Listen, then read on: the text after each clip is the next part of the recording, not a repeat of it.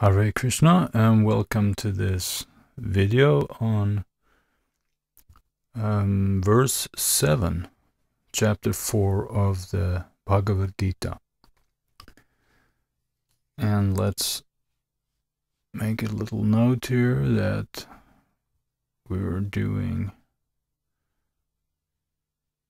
4-7 here.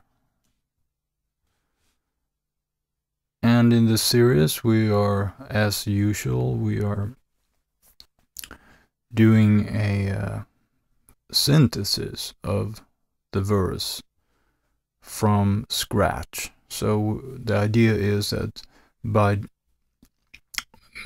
composing a handful of sentences from very short to longer, we can gradually build up a knowledge or an understanding of what the verse as a whole, what it means, and at the same time we can understand some of the intricacies of the Sanskrit grammar and the individual words and their derivation. So that is the project. And let's get going. So we'll start with sentence number 1. And as usual, we want to keep it as short as possible, so that we can grasp the main core idea. And so we have here, let's just write it up here. Sri Jam Mi. Like that. And that's it. That's the sentence number 1. And we can do a little transliteration here for those of you who are not completely proficient. Sri Jami. Long ah here.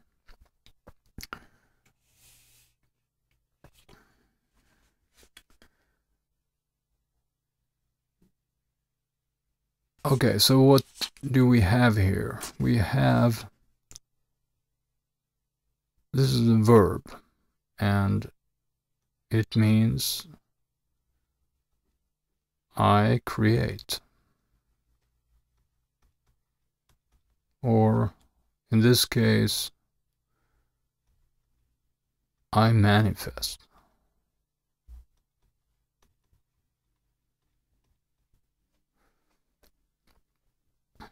So the core idea of this verse 4-7 is that someone is saying I create, I manifest. And this idea comes from the root, the Sanskrit root srij,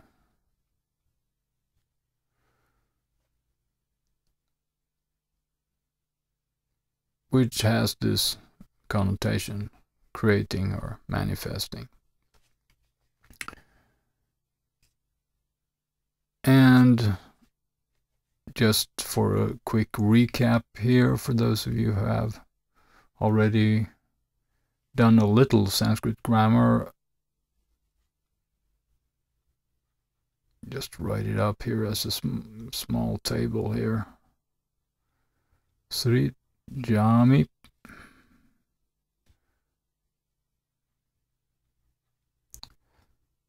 Srijasi. And Srijati. Like that. So we have first singular here,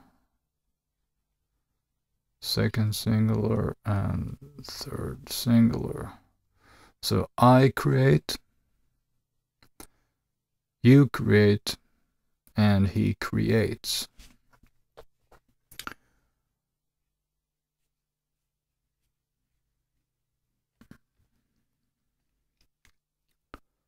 All right. Now the question, or the thing, the core idea is, of course, I create and I manifest. But that might not sound so fantastic. And why is that? Well, I mean, if an ordinary person says, I create or I manifest, that would not be so important. But the fact is that this verse is spoken by Krishna, God himself, the ruler of all universes and existences in all material and spiritual circumstances. So, because of this fact, Sri Jami is highly significant here. So he's the one who is creating something. It's not someone else.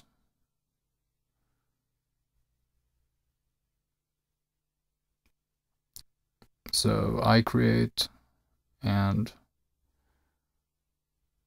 we will see later on in sentence number 2 what it is that he's creating or manifesting.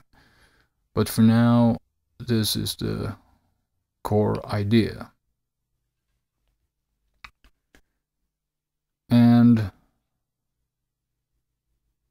in this verse, as it is written in the Gita itself,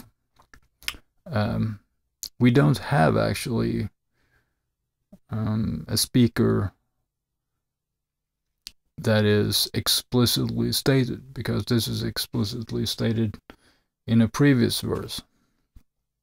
But normally, when such a speaker is introducing a particular verse, it is written something like this, that you have Sri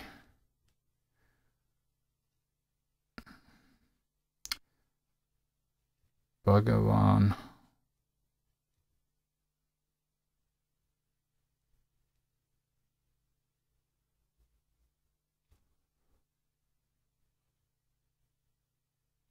oh, whoops.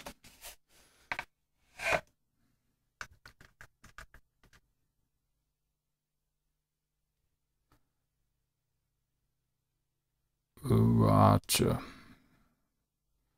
Supposed to be Uvacha here, without Sandhi here. And the problem here in all those verses is that, according to some textbooks and according to certain discussions in Sanskrit usage and all that, Bhagavan need not refer explicitly to Krishna. So, for instance, in MacDonald dictionary, I'll write it up here, MacDonald.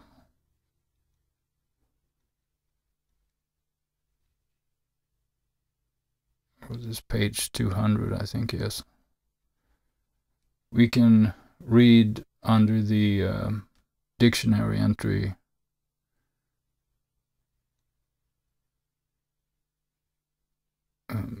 Bhagavat here. The dictionary entry is Bhagavat. And under that entry, we will see that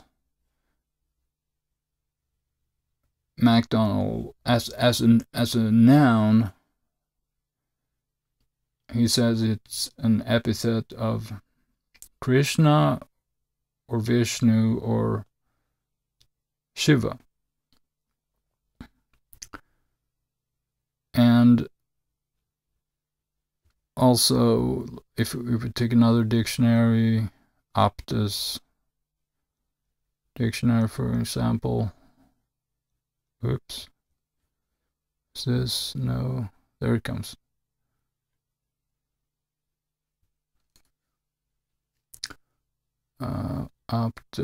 Let's see, we have page, just for your reference, I think it's 281. Opta says simply a deity. And if you go to some course books, textbooks, you will get the idea that Bhagavat is someone who has a opulences, or is an important person. Could be like a president of the United States, or of India, or could be some ambassador, or it could be some rich businessman, or something like that. And this is more explicitly if you go to the dictionaries again, when Bhagavat is used as an adjective. MacDonald says it could mean fortunate and adorable and venerable and divine, like that. And aptus as an adjective, it's like glorious or divine. So the idea is that someone important, very important.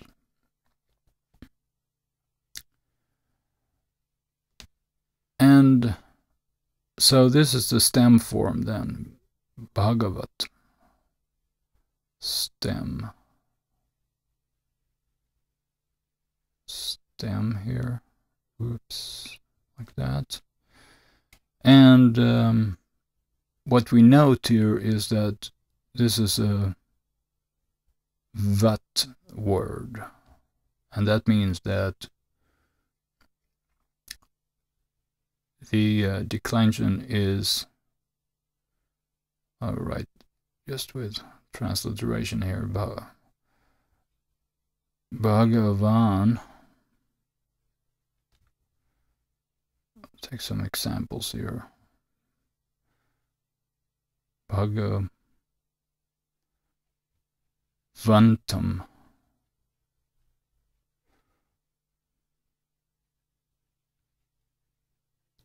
Bhagavata,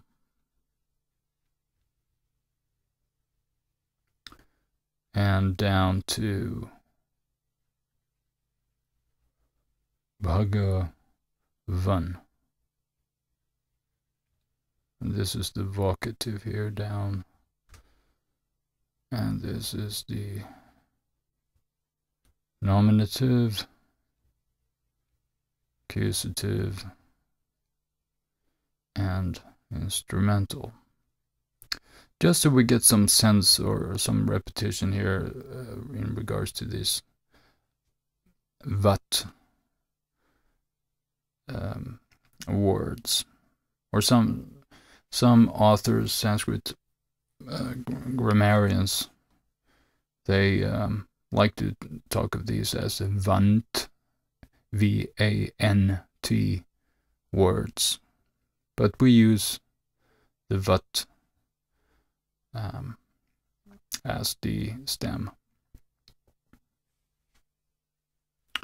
All right, so that's a few details about sentence number 1 here, and see you in sentence number 2.